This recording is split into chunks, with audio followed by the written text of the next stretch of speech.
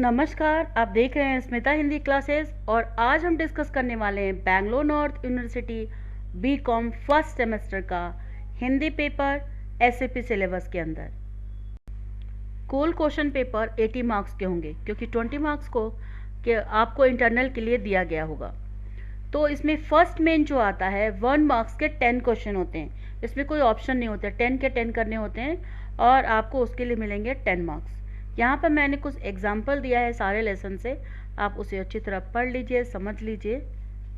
बच्चे second main जो होता है ना वो होता है संदर्भ स्पष्टीकरण, जिसे बोलते हैं व्याख्या।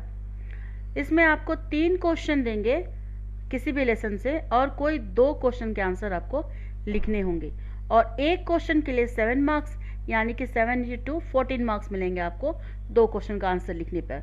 तो हम जानते हैं कि इसका फॉर्मेट क्या है, क्योंकि डिग्री आपका फर्स्ट सेमेस्टर पहला एक्सपीरियंस है तो मुझे पता नहीं कि आपको कहाँ तक पता है, इसलिए मैं इसे अच्छी तरह इस फॉर्मेट बता दे रही हूँ। ध्यान से समझ लीजिए, सुन लीजिए। सबसे पहले हम क्या करते हैं, संकेत लिखते हैं। पहला जो स्टेप है व्याख्या का, संकेत में क्या लिखते हैं, जैसे कि फर्स्ट क्वेश्चन देखिए, आज धरती का अस्तित्व संकट में है। तो फर्स्ट वर्ड हो गया आज, लास्ट हो गया में है, ये लिखेंगे और बीच में डैश डालेंगे। इससे पता चलता है कि आपने कौन से क्वेश्चन का आंसर लिखा है। सेकेंड स्टेप प्रसंग। प्रसंग में आपके जो बीकॉम का जो बुक है उसके बुक का टेक्स्ट बुक का नाम, किस चैप्टर से लिया गया, उस पाठ का नाम और किसने लिखा है, लेखक या लेखिका, उनका नाम। बस ये प्रसंग जो है सेकेंड स्टेप पूरा हो जाता है। संदर्भ। थर्ड स्टेप संदर्भ में इस वाक्य को किसने कहा, कब कहा, या वो सिचुएशन लिख देना है आधे से एक लाइन में बस। फिर इसके बाद आता है व्याख्या, यानी कि उसका पूरा आपको डिटेल लिखना है, उसको समझाना है और इस समझाने के लिए आप आगे पीछे की घटनाओं का भी उल्लेख करते हुए समझा सकते हैं। फिर आता है लास्ट स्टेप विशेषता, यानी कि क्या सीख मिलती है या क्या संदेश दिया गया है और अगर कहो तो मॉरल ऑफ द चैप्टर। बस इतना कर देने से आपका संदर्भ स्पष्टीकरण पूरा हो जाता है। अब आते हैं थर्ड मेन पर।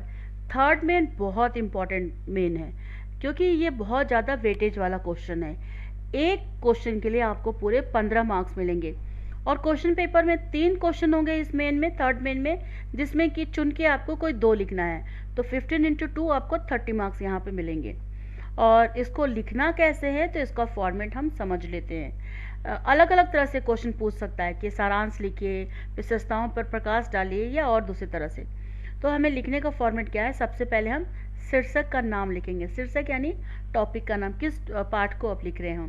उसके बाद उसके लेखक या लेखिका जो है उनका संक्षिप्त परिचय लिखेंगे, ठीक है। फिर उसके बाद नीचे उनका सारांश लिखेंगे और उसमें कोई करेक्टर है, चरित्र चित्रण उनका थोड़ा सा लिखेंगे। और फिर इसके बाद लास्ट में आता है विशेषता। कई बार विशेषता पूछता नहीं है लेकिन हमें लिखना चाहिए, इसलिए लिखना चाहिए कि वो सारे पाठ का समझो तो एक तरह से निचोड़ है, जो उसको पढ़ते ही जो वैल्यू करने वाले हैं वैल्यूटर उनको समझ में आता है कि आपने क्या लिखा है, बहुत स्पष्ट ढंग से वो निकल कर आता है। और जो आप सारांश जब लिखेंगे ना तो वो इस तरह से लिखिए कि जैसे आप उस पाठ को या उस कहानी को, उस निबंध को किसी को आप सुना रहे हो, इस तरह से। तो एक बड़ा अच्छा फ्लो में जाता है और एक अच्छी सी कहानी निकलकर सामने आती है, पढ़ने वाले को भी समझ में आता है। तो इस तरह से लिखें। फिर नेक्स्ट हो गया फोर्थ मेन। फोर्थ मेन जो कि है टिप्पणी, यानी कि शॉर्ट नोट्स। किसी कैरेक्टर के बारे में दे सकता है, कोई जगह जो कि पाठ से रिलेटेड हो तो उसके ऊपर टिप्पणी दे सकता है। इसके लिए आपको 2 क्वेश्चन होंगे जिसमें से एक करना होगा और उस एक क्वेश्चन का आंसर के लिए आपको मिलेंगे 6 मार्क्स। फिफ्थ मेन जो है आपका ग्रामर होगा, व्याकरण। इसमें आपको 3 क्वेश्चन देंगे ग्रामर में और आपको इसमें से कोई 2 चुन के लिखना होगा और एक ग्रामर के लिए आपको मिलते हैं 5 मार्क्स। तो 2 × 5 10 मार्क्स मिलेंगे। तो यहाँ पर जैसे कि है कि क्रिया की परिभाषा लिखकर उसके भेद को समझाएं। तो क्रिया यानी कि वर्ब का डेफिनेशन और उसका उदाहरण लिखना है, एग्जाम्पल लिखना है। नेक्स्ट है कि निम्नलिखित वाक्यों में विशेषण शब्दों को रेखांकित कीजिए, यानी कि जो विशेषण वर्ड है उसको अंडरलाइन कर दीजिए या उसको फिर अलग से लाइन करके लिख दीजिए। तो विशेषण क्या है पहले तो समझना होगा कि जो संज्ञा और सर्वनाम की विशेषता बताता है उसे विशेषण कहते हैं। तो जैसे यहाँ पर है कि एक सुंदर फूल बगीचे में खिला है। फूल जो है बगीचे में खिला है, मगर कैसा फूल खिला है? सुंदर। तो ये फूल की क्वालिटी बता रहा है, उसकी विशेषता बता रहा है। इसी तरह मैंने कुछ 5 ही क्वेश्चन होंगे, जिसमें से 5 के 5 करने होंगे, 10 नहीं होता है, पर मैंने 5 एक्स्ट्रा दे दिया, आपको थोड़े हेल्प होगा। तो इस तरह से इसे समझ लीजिए, जान लीजिए और सीख लीजिए। 5th मेन में ही तीसरा क्वेश्चन होगा, वाक्य को शुद्ध कीजिए। यानी कि जो सेंटेंस होगा वो थोड़ा सा रॉन्ग होगा, ग्रामेटिकल मिस्टेक होगा, जिसे आपको सही करके शुद्ध करके लिखना होगा। यहाँ पर मैंने कुछ एग्जाम्पल दिया है कि कुछ लोग बगीचे में घूम रहे हैं, लेकिन ये वाक्य पहले से ही शुद्ध है, तो आपको लिख सकते हैं कि ये शुद्ध है पहले से। घोड़ा तेज दौड़ते हैं, शुद्ध वाक्य है घोड़ा तेज दौड़ता है। आज वहाँ राधा ने जाना है, शुद्ध वाक्य है आज वहाँ राधा गई है। नेक्स्ट है मुझको पुस्तक पढ़नी है, यह वाक्य भी पहले से ही शुद्ध है। मेरे को अभी जाना है, शुद्ध वाक्य मुझे अभी जाना है। राम और सीता वन को गई, शुद्ध वाक्य है राम और सीता वन को गए।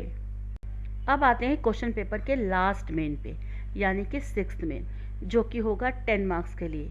ये भी फर्स्ट मेन की तरह एक वर्ड के लिए, एक लाइन के लिए, एक क्वेश्चन के लिए 1 मार्क्स मिलेंगे। ठीक है, इसमें क्या करना है, कुछ वर्ड रहेगा इंग्लिश में, व्यावसायिक वर्ड, उसको आपको हिंदी में लिखना है उसके। तो जैसे मैंने एग्जांपल यहाँ पर दिया है कि लोन यानी कि ऋण, करेंसी मुद्रा, एस्टिमेट अनुमान, बैंक रेट बैंक दर, डिपॉजिट जमा, डिले विलंब, प्रॉफिट लाभ, लॉस हानि, डिस्काउंट छूट, स्टैंडर्ड नोटिस निविदा सूचना। इस तरह के और भी कोई वर्ड दे सकते हैं, आपको उसका हिंदी में अनुवाद करके लिखना है, ट्रांसलेट करके लिखना है, और इसके लिए आपको मिलेंगे 10 मार्क्स। तो इस तरह से 80 मार्क्स का क्वेश्चन पेपर पूरा होता है। और उम्मीद करती हूँ कि ये मॉडल क्वेश्चन पेपर से आपको अच्छी तरह समझ में आ गया होगा कि एक्चुअली क्वेश्चन कैसे आएगा और आपको किस तरह से लिखना है, आपको हेल्प मिलेगा। तो मेरे चैनल पर आप बने रहें, और नेक्स्ट सेमेस्टर, सेकंड सेमेस्टर के लिए बहुत जल्द मैं वीडियो अपलोड करने वाली हूँ। और मेरे वीडियो को लाइक, सब्सक्राइब और अपने दोस्तों के साथ शेयर करना ना भूलें। वीडियो देखने के लिए आपको बहुत बहुत धन्यवाद।